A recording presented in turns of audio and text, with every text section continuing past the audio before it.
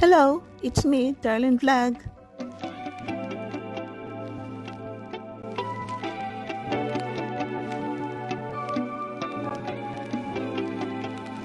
So yung mga kalingap, good afternoon mga kachongkarl, it's me, Darlene Vlog. So bago tayo magsimula na ating reaction about Ashley, siyempre shoutout muna natin si Kuya Val Santos Matubang, si Atin na Vlog, si Kalingap Rab, ang presidente ng Karipa Birador, si Kuya Noli, Oleda TV, Kalingap Chumar, Carla Tapular, pakisubscribe po sila mga kalingap, kachongkarl, at siyempre huwag nyo kalimutan si Darlene Vlog. Thank you po.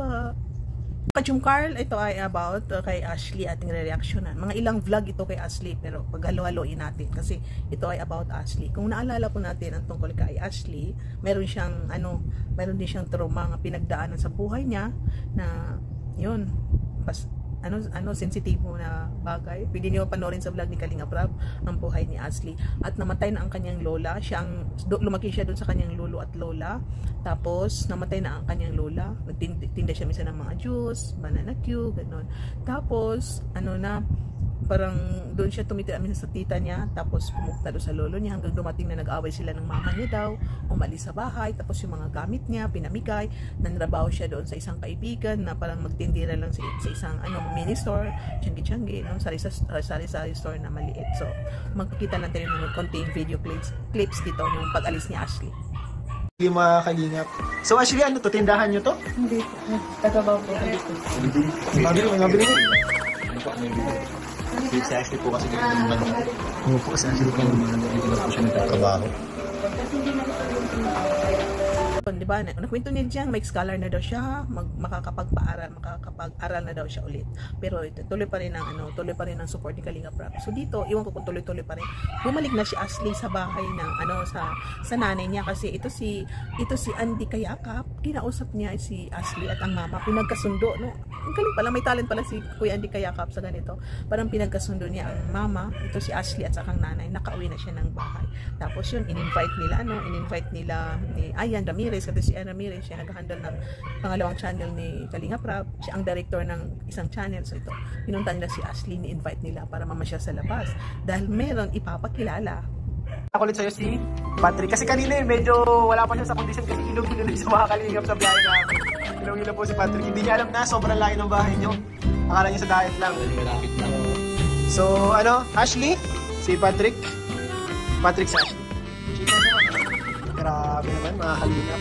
So, bro, wala namang ito si Ashley, lumaki nga sa kanyang lolo at lola. Yung pagkukulang ng magulang ay naibigay, parang na-provide ng lola at lolo niya. Kaya yun, parang ang parents niya talaga itong lola at lolo niya. Nung mamatay ang lola niya, siyempre parang nabawasan yung happiness niya dahil lolo lang niya. So yun, nakabalik na siya sa bahay, naalaga niya ulit ang lolo niya. At ito si Patrick, pinakilala nila na ito si Patrick ay may kakaibang kwento rin sa buhay na disim kay Ashley na parang sa ibang tao sila lumaki. Ito si Ashley, lola at lolo niya. Ito kay Patrick, hindi niya ata lola lolo, baka inadapt siya tapos pinapaaral. So pakinggan natin, magkasim sila ng buhay. Kaya ito mga advice ni Patrick kay Ashley ay parang na-apply din sa sarili niya dahil may experience siya sa nawalang magulang, may experience siya na yung paano malungkot sa financial, sa moral, sa support ng mga magulang. Ay totoo, naintindihan ni Patrick yung feelings ni Ashley, kaya yung mga advice niya ay magaganda rin. Walang mga anak o magulang katulad nito si Ashley, kulang ng banding ng mama niya dahil hindi siya lumaki sa mama niya, nahihiya siya mag-banding kasi itong si Ashley, mama ni Ashley nakakabanding niya mga anak niya. So ito si Ashley kulang sa banding ng mama niya, kaya hindi siya makakapag-banding, hindi siya makakapag-voice out kung anong pangangailangan niya dahil nahihiya nga siya sa mama niya dahil yun, hindi sila close, hindi siya lumaki sa mama niya. mama mo Ashley, ulit. Ano yung na-feel mo na nandiyan na ulit siya ngayon? Kailangan po kasi kailangan po kami nagbabanding ni mama sa mga Pero ikaw, wala ka bang hindi mo ba naisip na minsan sana magbanding kayo, maging close kayo para magkaintindihan din kayo? Kasi feeling ko misunderstandings lang din, miscommunication lang din yung nangyayari sa inyo. Ba't kayo nagkakaroon ng tampuhan? Ikaw ba naisip mo na minsan mag-first move na mag-usap kayo?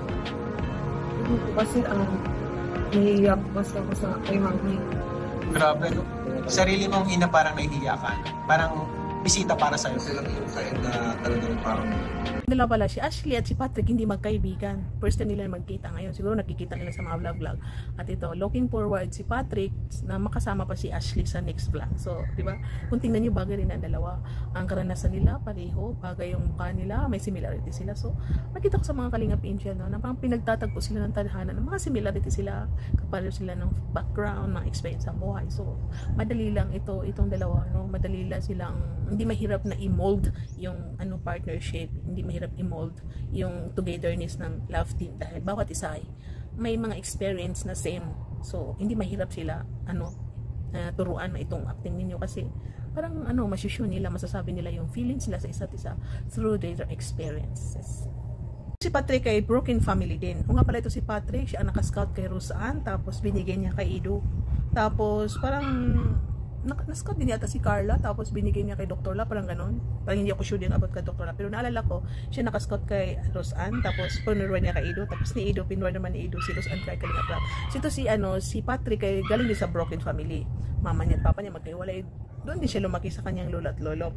Pero yun, parang ngayong malaki na daw siya, na-meet na niya ang kanyang mga magulang. Pero may pagkakaiba na hindi yung katulad pa na magulang kasi parang may gap na yung mga anak nahihiya na sila sa kanilang magulang pag hindi sila lumaki, di ba po? So, itong si Ashley at si Patrick ay magkapareho ng experience. So, parang bagay din sila kasi naintindihan nila ang bawat isa.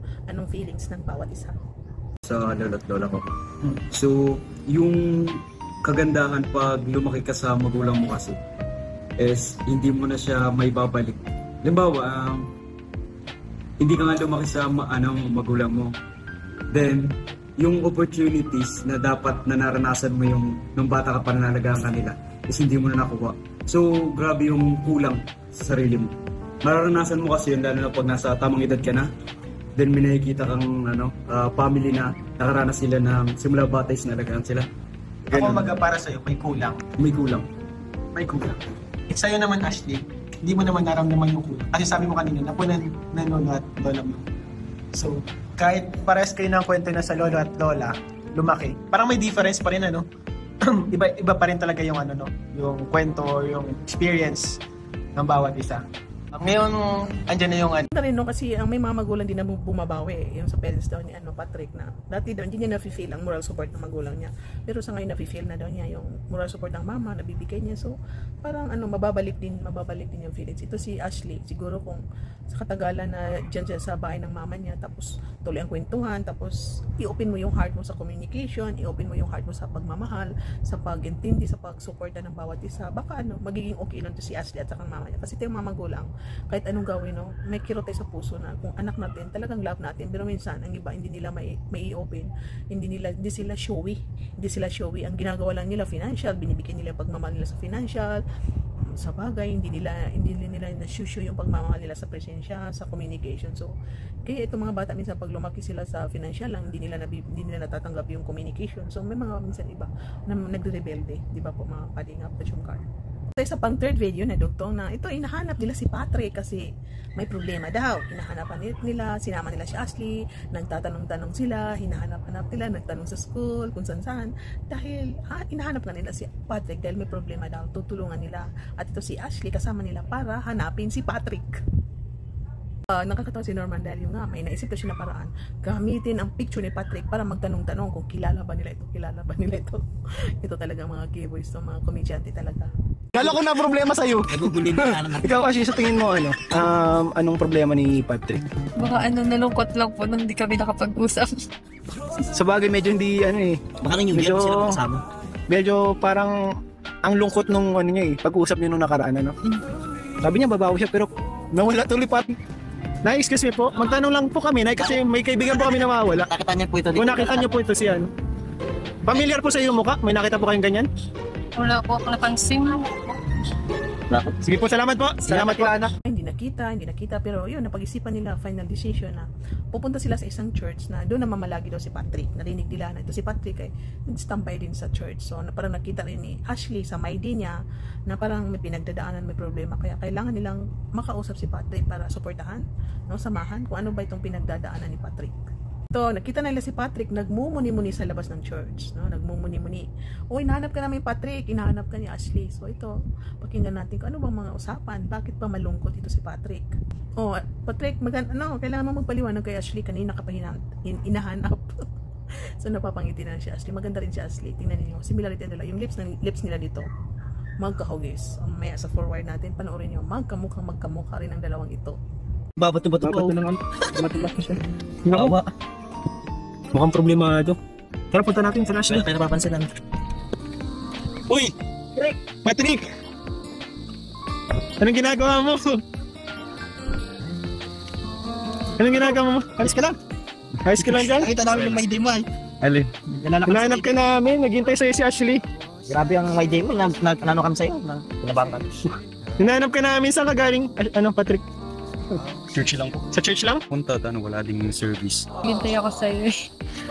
Sensya na. Sabi mo, di mo babawi ka. Yun nga eh. Ang problema kasi nagbayad ng tuition. Si Patrick ay working student din. Ayan, tinulungan daw siya ni Starbucks. Nag-down siya sa school, mag-training para mag-enroll. So parang nag-vlog din ito si Patrick. Pero iwan ko ba kung sumasahod siya kasi parang monetize na yun. So parang kunti lang ang views niya. So ito, balik naman do sa sa pag-iisip kasi yun nga financial ang problem, no. Financial ang problem na number one na problem ni Patrick kasi Ashley nga, i-update mo naman ako, 'di ba? Pwede ka naman mag-share sa akin kung anong problema mo. Papasok na din. Yun, nag-review lang din ako kanina po. Sige, okay lang yun. Basta next time, update mo lang ako pag At dahil hindi natuloy ang kanilang plano na mag-date sa SM, ayan, babawi si Patrick. O, dyan lang sila makain sa sa mga vendors, no? Sa parang lang yan dyan. Mga quick, no? Street food. Masarap din yan, no? Masarap din yan. So, yan, napagkasundoan ng dalawa na. Ayan, dyan lang sila mag-date sa malapit. So dito, Quick, Betamax, Adidas, ano pa yung mga snack, no? So hindi ko alam kung ano yung Betamax, chicken ba yan o ano ba yan. So itong dalawa, kung makikita po natin, kailangan din nila ng support mga kachumkar. Panoorin po natin ang mga vlog ni Ashley, kasama si Patrick. Kasi kailangan din nila ng pagmamahal, suporta sa panunood ng vlog nila, di ba po mga kachumkar? I-spread natin ang ating pagmamahal sa ibang mga Kalingap Angels. time, update mo lang ako pag Bakit ba inantay mo ba ako? Oo, hindi kita attend ka na. Kala ko nauna ka na doon eh. Ngayon na lang din ako papawi. So may alam ako dyan sa labasan bago dito pumasok. Pwede naman kita i-treat ang fishball. Okay lang yun? Okay lang. Sige. Yan lang yung may nakaya kong let's say, okay lang? Okay. Okay yan din. Pwede na. Yan. Dito ako.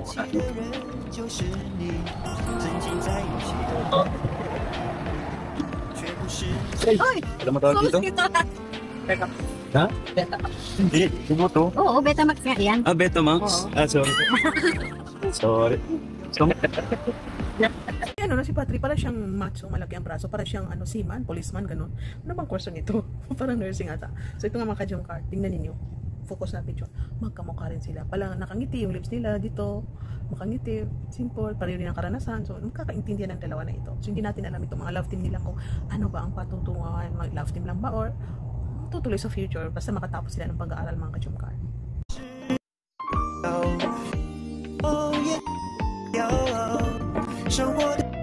Kamusta pala yung bagong taon?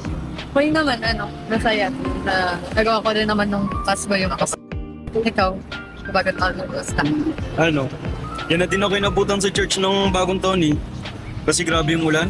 Hindi ako makalis. Kami, nag-training kami. Tapos yun, mahirapan na makauwi. Pagka umaga na nakauwi, nagtila-tila ang ulan. Pero goods naman, hindi nagkatulog at patandaan yung mga motor na nagang Nahiya si Patrick, marunong din si Ashley, marunong din si Ashley makipag-usap na tingnan niyo ang dalawa. Nagkikitan din ako sa kanila, yung mahiyan sila dalawa kasi pangalawang beses na sila na vlog. Pero kung titigan yung mga mukha nila, nahiya sila sa isa't isa. Pero mga ngiti nila, yung mga labi nila, yung mga titigan nila ay parang nagsasalita. Parang nakakakilig din po sila mga ka-jump card. At na pala dun sa paglibre kanina ng fishball. Wala nga naman. Tsaka kapag may problema ka or kahit huwag ka mayang mag-chat-takit, sabihin mo lang. Saka minsan kapag pagkaan ng loob pa ko. Kaya pa kasi may iyaw pa ako sa'yo eh. At syempre, pahalang beses pa lang din natin itong nagkikita. Syempre, pa. Tsaka yung pa sa Parang matagal na ito, no, December ito na vlog. So, new resolution ni Patrick and ni Ashley ay focus sa pag-aaral. Si Patrick, siyempre sa pag-aaral. At yun, magpapayat daw kasi ang stress reliever daw ni Patrick ay pag may nakitang pagkain, kain ng kain. So, parang lumalaki siya. So, minsan nakikita ang katawan niya, parang siyang mga seaman, parang police, no? So, malaki din ang braso ng batang ito. Dalawang ito, hindi lang ito first and last. Sikan nila nag-meet. So, hindi na ito last kasi yun. Sabi ni Ashley, mag-usap pa rin sa chat. At kung ano, pwede pa rin magkita ulit, no? Mag-meet tayo ulit, magkwentuhan ulit. So, yun, no? Maganda rin dito kasi ang dalawang ito ay nagsisimula rin sa magkaibigan. At di natin alam kung in the future magkakaibigan ba sila or yun, bagay rin sila. Supportan natin mga ka-chumkar. At siyempre, normal na pag na-vlog ang mga angel, ito, bibigyan ng allowance. Binigyan si Ashley, binigyan din si Patrick. So, dalawa silang binigyan ng blessings. Hindi lang si Ashley, siyempre si Patrick din. Mga ka-chumkar, no? Yun nga, lawakan ng ating pagmamahal. Suportahan natin ang ibang beneficiary ng Kalingap habang minamahal natin ang Chumkar. So, thank you so much sa lahat na nanonood ng aking mga reactions video. Paki-like ating video, paki-share, comment kayo ng mga magagandang bagay kay Ashley. At siyempre, huwag nyo kalimutan i-click ang notifications para makatanggap kayo ng notifications pag ako yung may upload. Huwag mag-skip ad. Please, huwag mag-skip ad. Thank you. Shout out sa lahat ng Kalingap partners, mga charity vloggers, mga reactors, sa lahat ng OFW sa ibang bansa. Ingat po kayo lahat. God bless you all. Sa lahat ng Chumkar community, lahat ng love team, Chumkar fans for life, Solid Chumkar supporters, marathoners, mga Timbalyo, Mansanas, sa Kilfaina Love Team, Kilfaina Team, shout out, si Siang Mi Chumkar Itin, lahat ng Chumkar community, I love you. Advance, happy birthday, Carla. I wish you have the best amazing birthday soon. So God bless you all and thank you for watching. See you in my next reaction video. Bye for now. God bless.